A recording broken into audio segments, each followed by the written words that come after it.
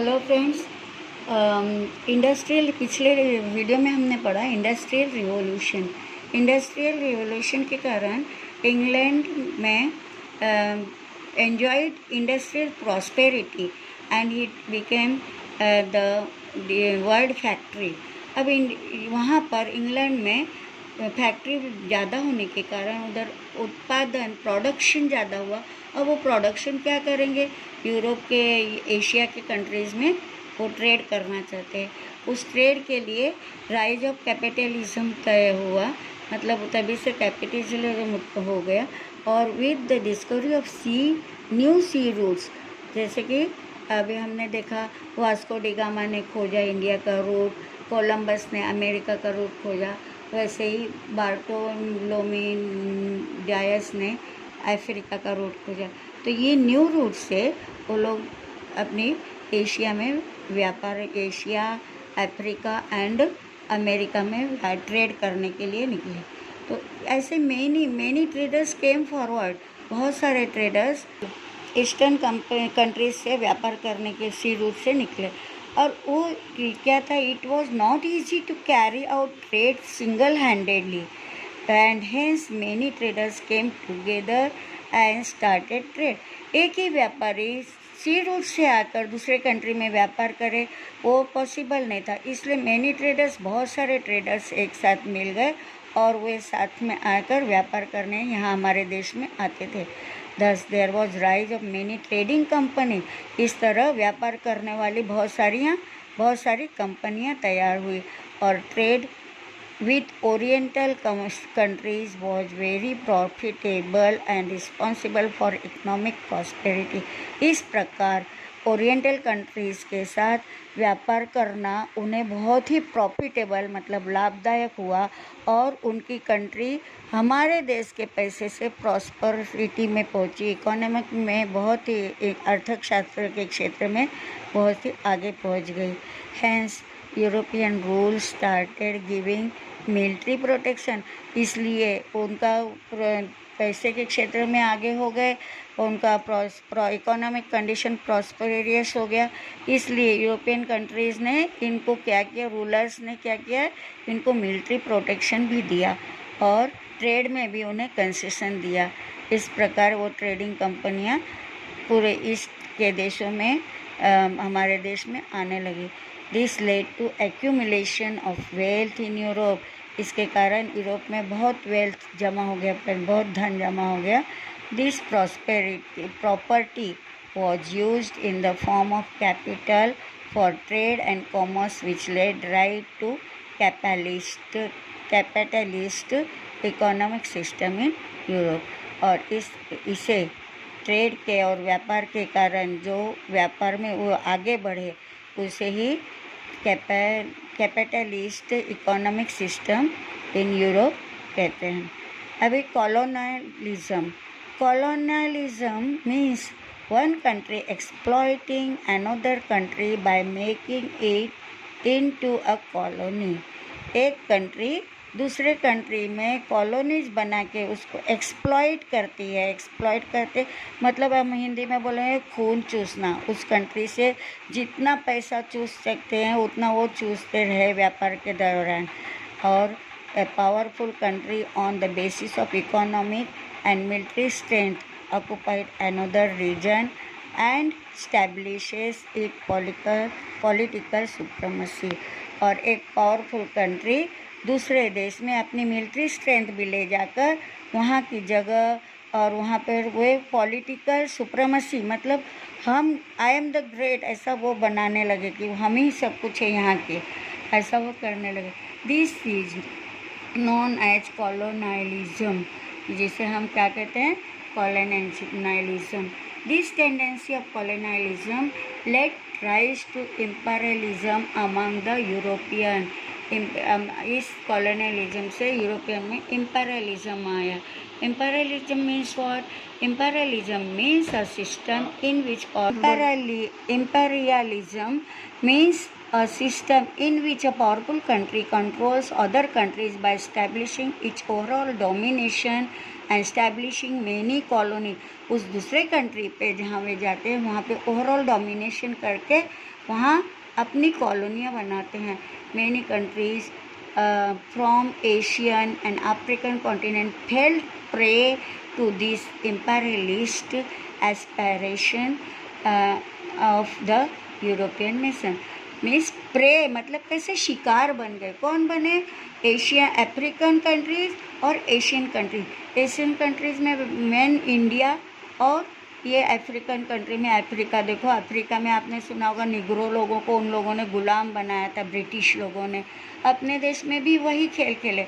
इन लोगों की क्या नीति थी कि डिवाइड एंड रूल। जैसे आगे हम ये पढ़ेंगे empirism of British East India company.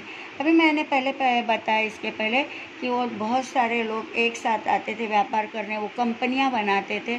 और वो कंपनी यहाँ पे इंडिया में जो आई उसका नाम ब्रिटिश ईस्ट इंडिया कंपनी था। और वो कंपनी इंडिया में कहाँ आई? पहले the British established British East India Company in 1600 AD to carry out trade। व्यापार करने के इससे आए और हमारे देश में वो क्या बन गए? शासक बन गए पूरे देश का वो राजा। पहले अपना इंडिया में देखो छोटे छोटे राजा राज्य करते थे, पूरा ऑल ओवर इंडिया एक नहीं था जैसे अभी है। तो छोटे छोटे जैसे यहाँ स्टेट है वहाँ छोटे छोटे देश होते थे अपने इंडिया में और उसके राजा अलग अलग होते थे। This company to permission from emperor Jahangir. उस समय दिल्ली का सम्राट कौन था? जहांगीर था। और उन्होंने इस परमिशन लिया कि हम यहाँ क्या करेंगे? व्यापार करेंगे। जैसे आजकल चाइना के अपने देश में व्यापार करते, चाइना के लोग आके चाइना का माल हर एक क्षेत्र में आता है। तो इस तरह ये लोगों ने भी व्यापार का परमिशन लिया और व्यापार करते करते वे राजा बन गए। एस्टैब्लिश इस फैक्ट्री इन सूरत। सूरत में अपना कंपनी एस्टैब्लिश किया। The trade between India and England was carried out through this company. और इंडिया और इंग्लैंड के बीच में ये ईस्ट इंडिया कंपनी के द्वारा व्यापार होता था। Struggle between English and French. हमने देखा कि फ्रेंच लोगों ने भी इंडिया का रास्ता ढूंढा था। Vasco da gamma was a French seller ना, तो उन लोगों पोर्तुगीज सेलर, तो वो लोग भी अपने देश में व्यापार करने आते थे। तो दोनों के बीच में भी व्यापार के इस सिलसिले से लड़ाई हुई। उस लड़ाई को कार्निक वॉर कहते हैं, Carnatic war. In the third Carnatic war England finally defeated France. और थर्ड कार्नेटिक वॉर में इंग्लैंड ने फ्रांस को हरा दिया। और अब वो यूरोपियन लोग क्या हो गए? Strong competitor for British East India company in India. अब वे स्ट्रॉन्ग कॉम्पिटिटर बन गए। नेक्स्ट है foundation of rule of India company in Bengal. The Bengal was province one of the most prosperous province in India। Bengal India का बहुत ही एक prosperous राज्य था। In 1756 AD Sirajuddaulah became the nawab of Bengal. उस समय 1756 में सिराजुद्दौला नामक सम्राट था जो वो बंगाल का नवाब था। East India Company officers misuse trade concession obtain from Mughal emperor in Bengal province. Bengal में उन्होंने ईस्ट इंडिया कंपनी ने क्या किया? जो परमिशन लिया था किससे? मुगल एम्परर जहांगीर से, उस परमिशन का मिसयूज किया और अपना बंगाल में उन्होंने फोर्टिफिकेशन कंपनी को चारों तरफ बढ़ाना शुरू किया विदाउट परमिशन। तब इसका सिराजुद्दौला ने क्या किया? वो सिराजुद्दौला ने देखा कि कोलकाता में वो जो परमिशन है उसका मिसयूज कर रहे हैं और फैक्ट्री और डेवलप कर रहे हैं। तो उस सिराजुद्दौला ने capture the factory eight Kolkata. Kolkata में फैक्ट्री को कैप्चर कर लिया सिराजुद्दौला ने। दिस क्रिएटेड, इसके कारण डिसकंटेंट इन इंग्लैंड। इंग्लैंड में निराशा हो गई लोगों के, इंग्लिश के शासक को। वे क्या किया उन्होंने? रॉबर्ट क्लाइव को diplomatically bribed mister Zafar and commander in chief of nawab Mir Jafar. तो उन्होंने क्या किया? इंग्लैंड से रॉबर्ट क्लाइव को भेजा। रॉबर्ट क्लाइव ने क्या किया? इसके जो सिराजुद्दौला का चीफ कमांडर ऑफ मिलिट्री था उसके मीर जाफर था। तो मीर जाफर को आर्मी का चीफ कमांडर था सिराजुद्दौला के, तो उसको उसने क्या किया? प्रॉमिस किया कि मैं तुझे नवाब बनाऊंगा। कहाँ का? बंगाल का नवाब बनाऊंगा। तो वो लालच में आ गया। देखो ऐसे ही अंग्रेज हमारे यहाँ शासन करते रहे, divide and rule. Mir Jafar जबकि किसका का आदमी था? सिराजुद्दौला का, उसके आर्मी का कमांडर था। तो उसको ऐसा बोल दिया कि मैं तुम्हें नवाब के सिराजुद्दौला की जगह मैं तुम्हें क्या करूँगा, लड़ाई इसमें नवाब बना दूंगा। तो लालच में आ गया। और जब इन्होंने नवाब सिराजुद्दौला ने ब्रिटिश और ट्रूप के साथ प्लासी में 1757 एडी में वार छेड़ा, तो उस वार में जब मीर जाफर जो था वो कुछ भी बोला नहीं, क्योंकि उस commander, chief commander of army था, उसके आर्मी में नो मूवमेंट हुआ। और बैटल के में, इस बैटल में सिराजुद्दौला फिर हार गया। सिराजुद्दौला की आर्मी उनसे लड़ी नहीं, मतलब वो हार गया। सिराजुद्दौला के डिफीट करने के बाद ये रॉबर्ट क्लाइव ने मीर जाफर को वहाँ का नवाब डिक्लेयर किया, बंगाल का नवाब। अब मीर जाफर नवाब डिक्लेयर होने के बाद मीर जाफर ने भी देखा कि ये जो है बराबर नहीं काम कर रहे हैं, तो उसको भी निकाल के उसका सन इन लॉ को, मीर कासिम को नवाब बनाया उन अंग्रेज़ों ने, ब्रिटिश लोगों ने। Mir Qasim tried to put restriction on illegal trade of British, and hence once again Mir Jafar was made the nawab of Bengal. हाँ, तो उनके इलीगल ट्रेड को, अवैध जो ट्रेड थे उनको उसने क्या किया, रेस्ट्रिक्शन डाला मीर कासिम ने। तो ब्रिटिश क्या किए, once again Mir Jafar was made the nawab of Bengal. To restrict the activities of British in Bengal, Mir Kasim Sirajuddaula the nawab of Ayodhya and Mughal emperor Shah Alam. अभी इनके समय मुगल एम्परर शाह आलम था, सिराजुद्दौला, मीर कासिम, नवाब ऑफ अयोध्या के नवाब, इन लोगों ने मिलकर फिर एक कैंपेन किया। और इन 1764 एडी, देखो 1757 में प्लासी का बैटल हुआ, 1764 में बक्सर कहाँ है, बिहार में, वहाँ बैटल हुआ। After this battle British East India Company got the right to collect revenue from Bengal province as per the treaty of Allahabad. In this manner the foundation of, यहाँ भी बक्सर की लड़ाई में भी ये लोग हार गए और ये जीत गए, क्योंकि इनकी बहुत ही पावरफुल हो गए इनके जो मिलिट्री साथ थे। और फिर उसके बाद अलाहाबाद ट्रीटी के अनुसार ये हमारे लोगों से रेवेन्यू लेने लगे। रेवेन्यू मतलब कर, टैक्स लेने लगे। जो नहीं देता था ना, उनको बहुत बुरी तरह मारते भी थे ये ब्रिटिश लोग अपने इंडियन लोगों को। इस तरह वे हमारे पे जुल्म ढाते रहे। और पहले क्या किया ब्रिटिश रूल, अभी उनकी पावर, अभी उनका पैर अच्छी तरह से बंगाल में धंस गया। अब वो आगे आगे बढ़ने लगे। ब्रिटिश आए फिर मैसूर में, नीचे बंगाल के बाजू में मैसूर है, तो मैसूर का स्ट्रगल, वहाँ का राजा कौन था, Haider Ali from Mysore rebelled and took control of Mysore after the death। वहाँ पे भी हैदर अली को भी उन्होंने मार डाला और उसके बाद वहाँ भी मैसूर में भी कंट्रोल अपना कर दिया। तो हैदर अली के डेथ के बाद Mysore, after the death of Hyder Ali his son Tipu Sultan became ruler of Mysore. ये टीपू सुल्तान है और मैसूर का रूलर बन गया। He tried his best to fight against the British। British से बहुत युद्ध किया उसने, जितनी शक्ति थी उतनी युद्ध किया। At the end Tipu Sultan died in the battle of Srirangapatna. हाँ, श्रीरंगपट्टन के युद्ध में 1799 में टीपू सुल्तान भी मारा गया। He in this manner British took control of Mysore territory. British ने मैसूर पे भी कंट्रोल कर लिया। अब इनकी शक्ति धीरे धीरे बढ़ती रही ब्रिटिश ईस्ट इंडिया कंपनी की और ब्रिटिश लोगों की।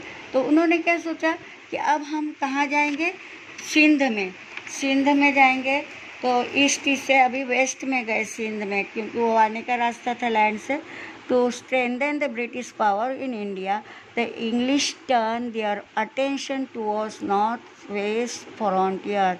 नॉर्थ वेस्ट भाग में गए and feared that Russia might attack India through Afghanistan, and hence English started establishing their influence over Afghanistan. पहले देखो अपने इंडिया में ये अफ़गानिस्तान, पाकिस्तान, तुर्किस्तान ये सब इंडिया में ही था। तो अब उन्होंने वहाँ के लोगों को क्या डर दिया कि रशिया अटैक करेगा तुम पर, ऐसा डर दे के अपने अटैक किया और वहाँ के लोगों पर इन्फ्लुएंस जमा के अफ़गानिस्तान के रास्ते से आएंगे बोल के, और उनको वो the route towards Afghanistan went through Sindh से वो रूट जाता था। The British understood the importance of Sindh and hence captured it in 1843। 1843 में सिंध को पर भी अपना कैप्चर कर लिया, सिंध पर को भी अपने राज्य में इसमें मिला लिया। फॉल ऑफ सिख पावर, तो इस तरह पहले से in the beginning of 19th century power in Punjab was in the hands of Ranjit Singh. से 19th सेंचुरी के बिगनिंग में पंजाब का पावर किनके हाथ में था? ये रंजीत सिंह के हाथ में था। After the death of Ranjit Singh his minor son Duleep Singh came to the throne. पहले राजा पद्धति अपने यहाँ रहती थी, तो रंजीत सिंह के मरने के बाद, उनके एक्सपायर होने के बाद जो थे उनका छोटा बेटा, माइनर मीन्स 18 ईयर्स से कम, दुलीप सिंह थ्रोन पे बैठाया गया। और उनकी मदर राज्य का काम देखती थी, उनकी मदर का नाम था जिंदान, वो राज्य का काम देखती थी। हाँ, टेकिंग एडवांटेज ऑफ दिस, ये देख के, ये सिचुएशन देख के British bribe some of the Sikh sardar, British ने कुछ सिख सरदार को अपनी ओर ले लिया। The Sikh community thought that British will attack Punjab and hence they launch an attack on the British. In this first Anglo Sikh war the Sikhs were defeated. उन्होंने देखा, फिर उन्होंने उनके साथ, अंग्रेज़ों के साथ युद्ध किया, ब्रिटिश के साथ, और ऐसा ये फर्स्ट एंग्लो मीन्स इंग्लिश लोग और सिख के बीच में होने वाला ये वॉर में सिख लोग हार गए। But Dulip Singh remained on the throne, लेकिन दुलीप सिंह को थ्रोन पे ही बैठाया रखा। But the growing impact of British over Punjab was not acceptable to the Sikhs. हाँ, Mulraj officer of Multan revolted against the English. Mulraj जो था, मुल्तान का ऑफिसर था, उन्होंने सिख के अगेंस्ट, ब्रिटिश के, इंग्लिश लोगों के अगेंस्ट रिवोल्ट किया, मतलब ऊपर उनका अपोज किया। Thousands of Sikh soldiers participated in the war against the British. हजारों सिख सोल्जर ब्रिटिश के खिलाफ यहाँ युद्ध किए, उनसे लड़ाई किए। In the second war, the Sikhs had to face defeat again. इस बार भी सिख को हारना पड़ा। In 1849, British finally captured the entire region of Punjab. 1849 में ब्रिटिश ने पंजाब के पूरा रीजन को कैप्चर कर लिया। इसी तरह the Marathas were important strong rulers in India. How did the British strengthen their foundation of rule in India? By defeating Marathas will be studied in the next chapter. ठीक है, यहाँ पर ये लेसन समाप्त हो गया। आपको समझा बच्चों? समझा क्या? तो सब्सक्राइब करो। अब चाहिए तो इसका क्वेश्चन आंसर इसी वीडियो में डाल देती हूँ। तो पहला है, देखो, in 1453 the city of dash been आएगा कंस्टेंटिनोपल। हाँ, second, industrial revolution began in England, हमने पढ़ा ना, इंग्लैंड इंडस्ट्रियल रिवॉल्यूशन हुआ। Third, dash Sirajuddaula tried to put restriction on illegal trade of British. Colonialism का उसमें ही चैप्टर में है, चाहिए तो मार्क करवा दो या बाद में करेंगे। अब ये देखो, complete the following table. Reach the tip of south Africa. कौन था साउथ अफ्रीका के टिप पे गया? पेज नंबर 6 पे देखो, बार्टोलोम्यू डायस। हाँ, ये tip of south African continent में, ठीक है।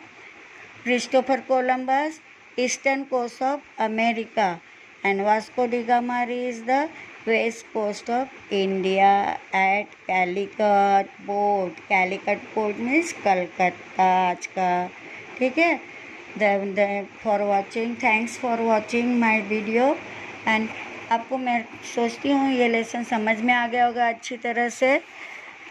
ठीक है, तो समझ में आ गया होगा तो सब्सक्राइब करो और अपने फ्रेंड्स को बताओ जो सबको इसका लाभ ले सकें। धन्यवाद। देते रहिए। चलो अभी मैथ